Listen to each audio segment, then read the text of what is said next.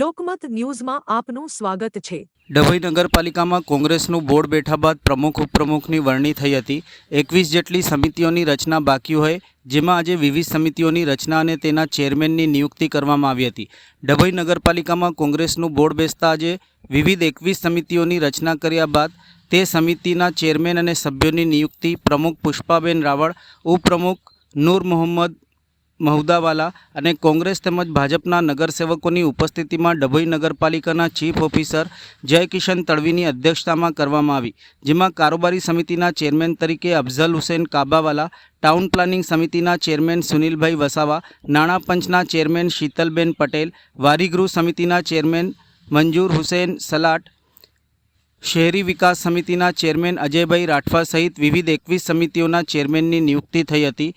સમિતિના સભ્યોની પણ વરણી કરવામાં આવી હતી। આ સાથે ડભોઈમાં કોંગ્રેસનું બોર્ડ બેઠા બાદ સમિતિઓની રચના થતાં હવે નગરપાલિકાના વિકાસના કામો વધુ ગતિ પકડશેનું જાણવા મળી રહ્યું છે।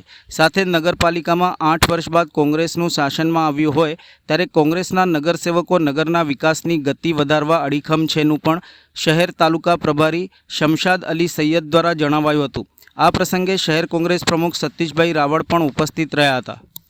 આજરોજ ડભોઈ નગરપાલિકાની ચેરમેનોની તેમજ કમિટીઓની નિમણૂક કરવામાં આવેલી છે।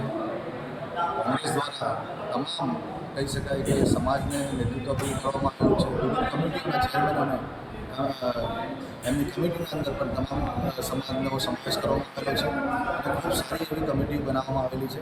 આગળના સમયના અંદર ડભોઈ નગરપાલિકાના અંદર કોંગ્રેસનું શાસન એક કહી શકાય કે સુંદર અને એક સ્વચ્છ બનાવી વિકાસશીલ ડભોઈ બનાવવાના પ્રયત્ન રહેશે અને જે રીતે ડભોઈની પ્રજાએ અમારા કોંગ્રેસના સભ્યોને ચૂંટી લાવીને અહીંયા શાસન આપેલું છે, એટલે અમે ડભોઈના નગરજનોને વિશ્વાસ આપવા માંગીએ છીએ કે અમારા તમામ કમિટીના ચેરમેનો, પ્રમુખ અને અમારી કમિટી અમારું શાસન એક સારું ડભોઈ અને એક સુંદર ડભોઈ બનાવીને આપશે।